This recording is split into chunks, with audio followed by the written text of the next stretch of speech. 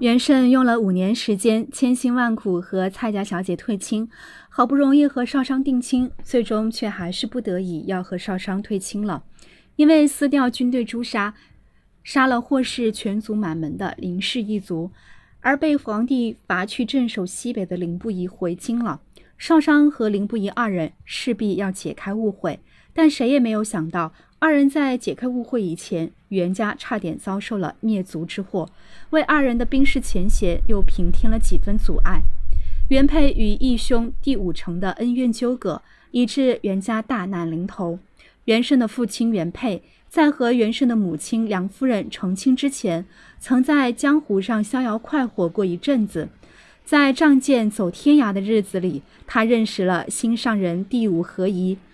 并与第5何仪的亲哥哥第5城结为异姓兄弟。本以为袁佩能在江湖上与兄弟和喜欢的人逍遥度日一生，可是天不遂人愿，袁家遭遇巨难，所有袁氏的成年子弟都被当时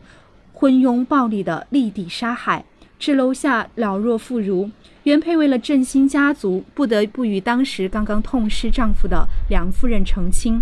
梁夫人与袁佩生下袁胜不久，第5何仪便找上门来，2人在书房相见。第5何仪趁袁佩不备，以刚刚满月的袁胜为要挟，让袁佩和自己走。袁佩卧病在床的老父亲当即让人抬他去了书房，并且命府兵躲在暗处，先骗第5何仪放下了袁胜，随后立刻下令将第5何仪万箭穿心。袁佩老父亲为了给袁佩一个交代，当夜就自尽了。郎无情，妾无义，中间还夹杂着2条人命，这便是袁胜父母20多年来貌合神离的真相。妹妹第5何仪惨死，即便罪魁祸首已经抵命，身为哥哥的第5城这些年来仍然对间接害死又负了妹妹的袁佩纠缠不休，多次暗杀袁佩失败。而袁佩因为愧疚，一直纵容第5城的刺杀，却又不从将他真正的捉拿。蜀中公孙宪造反，皇帝派温成2位将军发兵镇压讨伐叛贼。第5城被江湖好友蒙骗，与两军对垒时，为公孙宪派来的死士，于千军万马中杀出一条血路。死士直接暗箭取了温成2位将军的性命，也就是说，温成2位将军被第5城间接害死。第5城毕竟是江湖人士，身份不易被查出，但是袁佩一直暗中关注义兄的动向，得知第5城做下此事后，立刻带人将当时跟随第5城的死士全部暗杀。毕竟纸包不住火，第5城一直追杀在京城的袁佩，他的身份也被暴露了。第5城暗中参与了诛杀正在奉旨平乱的2位将军，两军对垒，主将已死，牵一发而动全身，这可不仅仅只是诛杀朝廷重臣的罪了。翁家的人又顺藤摸瓜，查出了袁佩为了包庇义兄，暗杀死士遮掩真相的事情。此时袁氏全族陷入了前所未有的恐慌之中，毕竟这个罪行往重了说，结党私营，排除异己，欺上瞒下，就是抄家灭族的大罪。林不疑暗中杀掉公孙宪，只为帮袁家功过相抵，让少商一生平安幸福。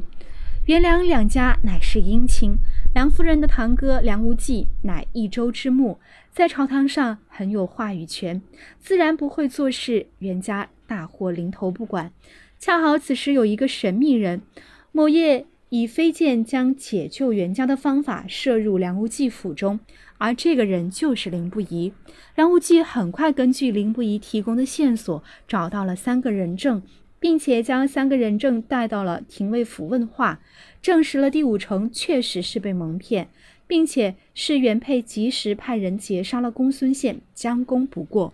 但是实际上派人杀了公孙宪的不是袁佩，而是林不疑。因为袁胜曾经问过自己的父亲有没有做过此事，答案是否定的。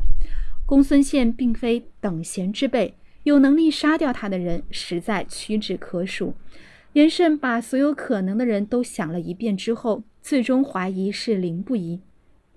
袁胜私下追问凌不疑事情的真相，凌不疑直接承认了。在边塞安定下来后，我就着人查访少商的近况，在想娶她的人中，你是其中翘楚，不但真心爱慕她，也最有毅力才干，将来少商十有八九会嫁给你。从那时起，我开始暗中注意袁家。去年征蜀之战时，我察觉令尊举动有异，一番寻根究底，才知道第五城糊涂闯下大祸，米已成炊，当时就让令尊认错，也无济于事了。于是我费了许多力气追踪到公孙县一行人，赶上前去将人都杀了，并留下些活口做人证。事情真相大白后，魏廷府季尊秉公直言，原配糊涂为义兄遮掩罪责，杀人灭口，此为有罪。然而他暗杀追索诛杀公孙宪，既替翁臣两位大人报了仇，又为朝廷除去一大患，此为有功。功过相抵，轻罚轻放皆无不可，请陛下圣裁。众人心里都明白，原配虽然包庇自己的义兄，但也不是一味隐瞒搪塞，他至少追杀掉了罪魁祸首，也算有担当了。若让公孙宪逃入瘴气密布的南中，届时重兵难治，翁城两家再想报仇，朝廷再想除去这一大患，也是千难万难了。凌不疑暗中为袁胜试图指路，只为少商减少愧疚。这个圣裁也让皇帝左右为难，这惩罚不是，不惩罚也不是。凌不疑便私下给袁胜出主意，如父子在与朝的袁氏子弟，应当一起请辞，坦诚罪过深重，如今懊悔不已，自请闭门思过。袁胜以为凌不疑是让袁家以退为进，但凌不疑却是让袁胜以退为进，原配是真的退。凌不疑告诉袁胜，第一，令尊年事已高，几十年来伤病不少，就算进了中书，也熬不过陛下身边那帮年富力强的心腹重臣。第二，袁州牧毕竟有错在先，步伐不足以服众，你们想全身而退，不是不行，而是失大于得。第三，你们倘若尽力忍让，陛下和太子会将汝父子看作至诚君子，那些老江湖们也会放下戒备，待你日后复出，也会宽宏待你。凌不疑这步棋的确是好棋，皇帝虽对功臣亲厚，但也不愿一家独大。帝王平衡术，若有其他势力制衡，皇帝乐见其成。争是不争，不争是争。等过上几年，丰饶工程渐渐老去，袁秀的锦绣前程就来了。后来袁胜的结局证明，凌不疑对袁胜的建议完全没错。把事实剖开说清楚后，袁胜也明白了，为了暗中帮助袁家和自己，凌不疑几乎是九死一生。袁胜记得梁无忌转达的正人之言，公孙宪的心腹死士凶悍无比，领头那位能开碑裂石的蒙面武士也受伤不轻。蜀道崎岖，凌不疑带着伤，漏夜冒雨疾驰数十里，只是为了少商。凌不疑曾说过，他是最盼着袁胜好的人，无论是之前还是如今。之前他盼着少商嫁袁胜后一生无忧，袁胜父子若出了事，他怎么办？如今他希望少商对袁胜不要一直心存歉意，所以他才会给大难后的袁胜出主意。袁胜过得不好，少商即便和他成亲，也不会安心。凌不疑如此